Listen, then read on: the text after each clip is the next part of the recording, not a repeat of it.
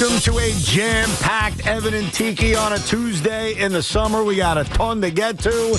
There is one major change Aaron Boone needs to make immediately. We'll get to it. Both the Mets and the Yankees are at home tonight. Yankees trying to win again. The Mets just trying to freaking win. Plus, the NBA is forcing a rivalry down our throats. Ton to get to, but I'm very excited because whether he likes it or not, today's the day.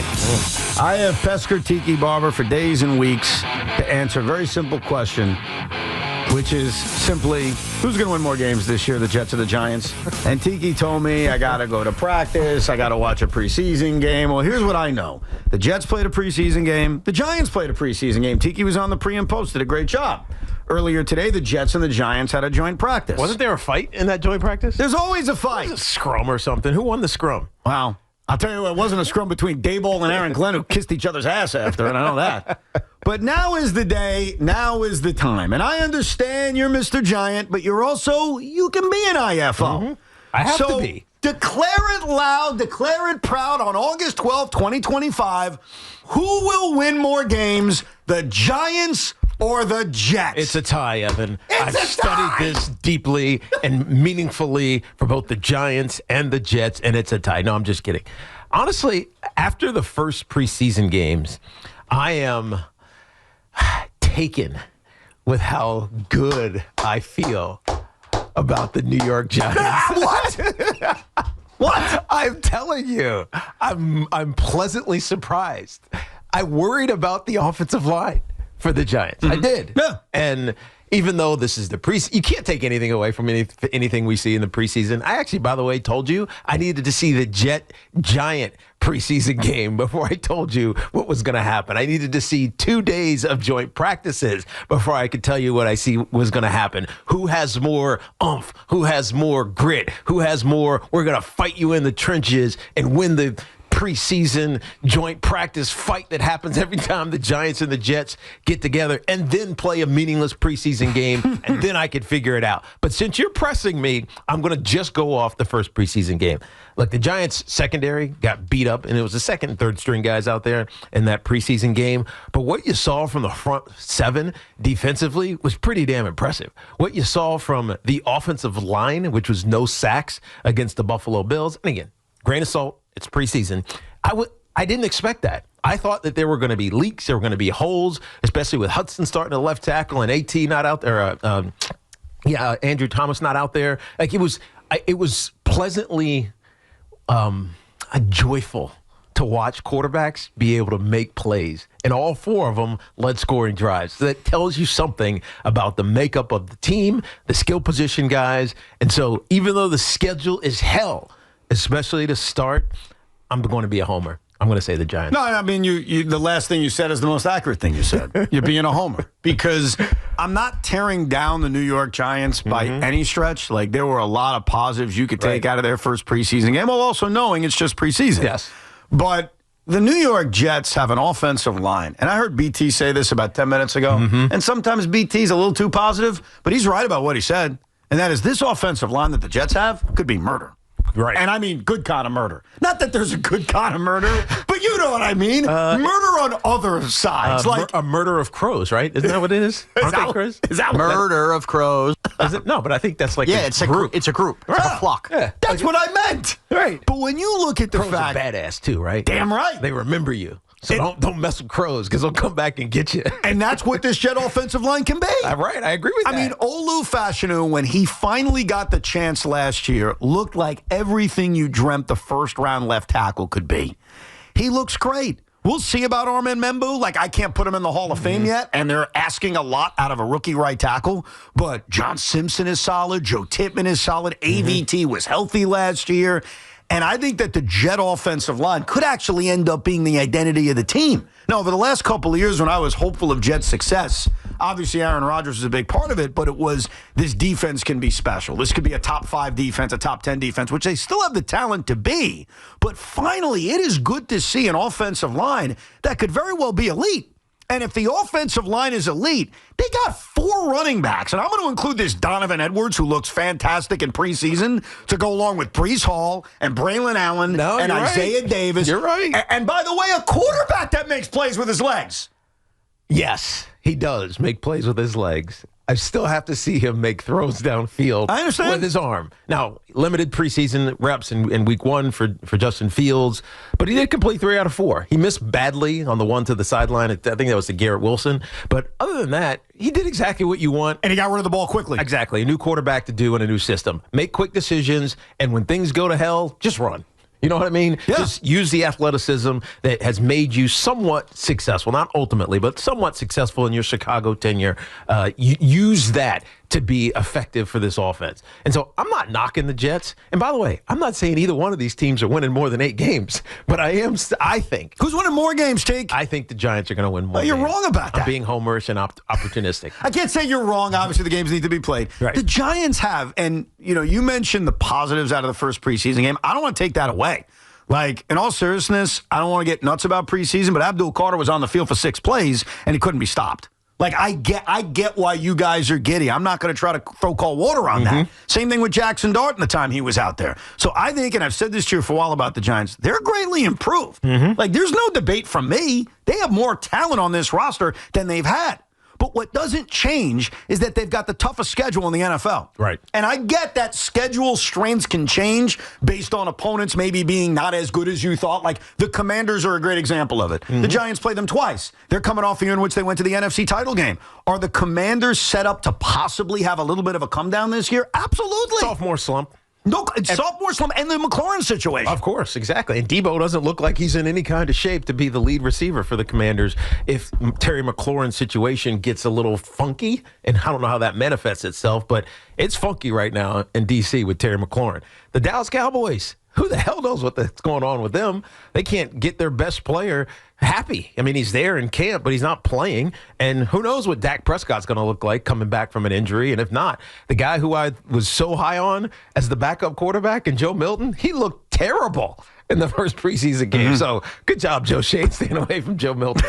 No, don't say that at the one preseason game. I'm just saying. But even if some of those things happen, this is still, as of right now, the toughest schedule in the NFL. Of course. You got the Kansas City Chiefs, Yeah. the Chargers, Lions. the Lions. You got the Eagles twice in 3 weeks. I mean, it gets dicey, especially in the first half for the New York Giants. But I do think that the mentality is survive, win late.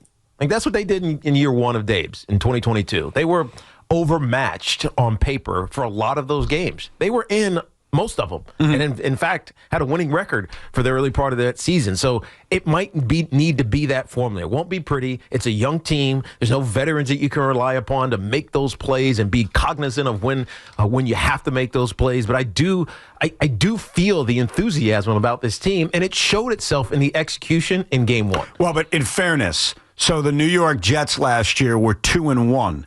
And they lost a 10-9 game to the Broncos. Yes. A less than touchdown game to Minnesota. Then fired a the field coach. goal game to Buffalo. And in the midst of it, fired their head Right. coach. So if we're going to play the game of, hey, a lot of close games, Well, the Jets kind of had the same issue last year and did the dumbest thing possible by firing their head coach. Here's the not the problem with me looking at the Jets right now is that I feel like I don't know anything about the Jets right now. The only thing we see is what we saw in preseason. What do you mean you don't know? Because of the coach?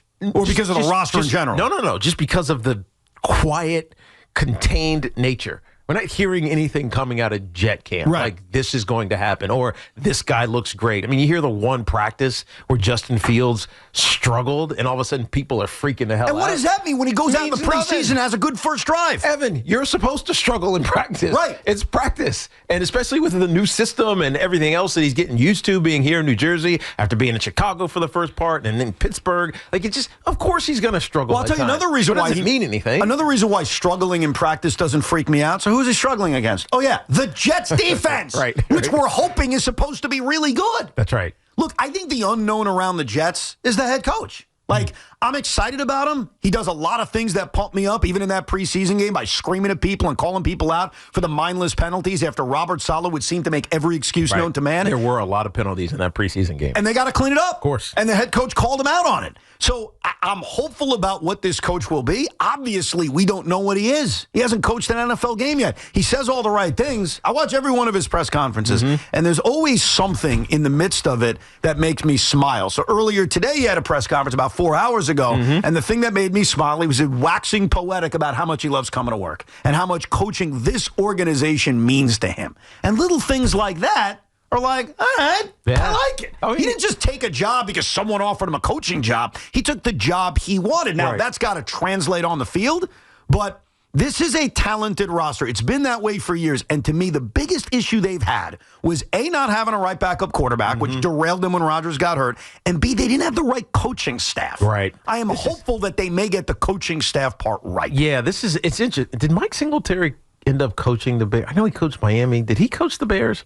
I'm forgetting now for whatever Coach reason. San Francisco. I know he's San Francisco, but did he ever coach the Bears? The only reason I'm bringing that up is because we see this often in baseball. Oh, right? coaching or managing a team that you played for? Well, and it's not even a team that you maybe played for because Dan Campbell played for the Detroit Lions. But he's not Mike Singletary. But he's also known as the Giant, right? Or even more as a Saint and not necessarily a Lion. And so when you think about Aaron Glenn, spent the early part and most of his career with the Jets, and he was amazing as a player. We all remember him as a player, and then your life evolves. You graduate, you retire from the league, you get into coaching, you go through the arduous path. And by the way, it's not easy being a coach. It's not easy working your way up to being a coordinator and then ultimately getting this opportunity. But then you get the opportunity with the team you played for. Like that you're known. It's just rare. Like we're seeing it with Vrabel right now, going back to New England. There's 5 of them right now. 5 of them. There's 5 in this exact situation. Aaron Glenn, you mentioned Dan Campbell. Harbaugh with the Chargers was their quarterback. Right. Vrabel with the Patriots, and DeMeco Ryans with the Texans. There you go. So it's becoming a trend that used to only see in baseball. It's happening now in football. Yeah. And so it's like there's an extra obligation because this place knows you as a player and not just as a coach, not just as someone who's coming in to hopefully change the fortunes of the franchise. It's like in your blood, in a sense. And that's pretty cool for Aaron Glenn. I agree with you on that. I think it's very cool for Aaron Glenn. I think it's cool for us as fans. Now, ultimately, as long as the coach is successful, doesn't matter if he played for the Jets, didn't play for the Jets, or came up as an intern. Like, we just want good coaching. I know, but I'm just saying, it's just an added layer. Absolutely. And maybe it's a layer of grace that as a fan base that you give them. Well, are we going to give him grace? I think we're going to give him time because it's year one. And I think as crazy as we are as New York sports fans, we always give that first year a little bit of time. Doesn't mean we're going to give you all the time in the world. No. We're going to give you a little bit of time. But a part of what I'm excited about with this head coach is that a lot of times when you bring in a new head coach, you're kind of starting over. This Jet team may not have been as talented as we thought. I will give you that. But they have talent. They have talent on defense. They have an offensive line that has a chance to be really, really good. They have a top wide receiver in Garrett Wilson. They've got an excellent running back room. And so while I'm not going to proclaim they're going to the Super Bowl or even the playoffs, they should be good. Yeah. And so with competent coach, because that's how I felt the last few years watching this team, that the big reason they were falling short was they had bad coaching. Turned out to be some of the worst coaching we've ever seen, especially after they fired Saleh. It's not that Robert Saleh was the worst coach ever. It was that once they decided to remove him last year, they inserted the worst coaching room ever. They really did. It was stretched too thin, and it was a disaster. Even if we liked Jeff Ulbrich as a defensive coordinator, to kind of stay on as the coordinator and try to be the head coach was just it was a bridge too wide. It was dead man walking. So when you combine, in my opinion, and maybe I do sound like a homer to some, that's fine. I'm surrounded by Giant homers, so it's only fair. If you look at the schedule, if you look at the roster, I don't know how you come to the conclusion the Giants are winning more games than the Jets. Because I want the Giants to win more games. That's okay. So it's a one thing. Actually, I don't even care if they win more games than the Jets. That's just we're in New York. Let's pit one team against the other. I hope they're both successful, to be honest with you. By the way, I hope you're successful too. But ultimately, as we're sitting here in the middle of August and we have these fun discussions, I do think the Giants will be better. Or the Jets will be better. Freudian. You can't help yourself. I give you why. Here's your one reservation. Yes. That I know that every Jet fan has. Go ahead. As excited or exciting as it might be with what Justin Fields can bring as a running quarterback in this league, a guy who won maybe 2 reads, it's not there, figure it out, make plays off schedule, run. Yes. Right? Do what you did when you scored a touchdown on over the weekend, last weekend. There is still a big question mark about whether he is a quote-unquote winning quarterback. We don't know that yet. We know that Russell Wilson is. He may be out of his prime, but we know that whether it's for 12 games or 8 games or 4, you're going to get some vintage Russell Wilson. Yeah, but my counter to that is this may not be a good thing for a lot of Jet fans because we want to know, is Justin Fields the answer? That's one of the things you'd like to know at the end of the year. Is it possible that with an excellent offensive line and a great running back room and a defense that should be, keyword should be to me, a top 12 defense in this sport, right, is it possible that they're not asking Justin Fields to do all that much? Maybe, and it could be that. But in the NFL, you still have to score. You can have as good a defenses as you want if you can't find ways to put points up. And by the way, they did that in the first preseason game, scoring 30. So did the Giants, obviously scoring over 30. So, again, it's a preseason game. You take it with a grain of salt. But there is a valid question that won't get answered until the regular season starts and we can fully determine whether or not Justin Fields has what it takes to be the long-term, maybe even future quarterback of this team. It's one of the questions we'd like answered, but I'll give you another reason related to that why I'm confident, while it may end up being 6-4 or 5-3 like a low-scoring baseball game, the Jet win total will be higher than the Giant win total. I'll give you another reason. If the New York Jets struggle, or if they don't struggle, unless there's injury, Justin Fields is playing 17 games. Right. Period. Right. If there's injury, obviously things change. And right now there are questions about the health of Tyrod Taylor. It was announced he had a procedure done, and they're hopeful he'll be ready for week 1. More on that later. Right. But does it even matter? Because the backup to him looked even better. No, I know. But it's preseason. Right. He looked good, though. Point is, though, he's playing 17. Like, barring injury, this is his season. And even if it's bad, Jets can move on at the end of the year. He's playing 17. The thing with the Giants is that if they aren't winning a lot of games, there is a chance, a really good chance, and we'll be talking about it, they're going to decide to sit Russell Wilson for rookie quarterback. And as good as Jackson Dart may eventually be, that doesn't mean with the final 5 or 6 weeks of the year, he's going to give you the best chance to win. No. And so if we're talking about wins, that is an edge that the Jets clearly have. He could struggle. And again, let's not even start to have this conversation of what week is Jackson Dart going to start playing.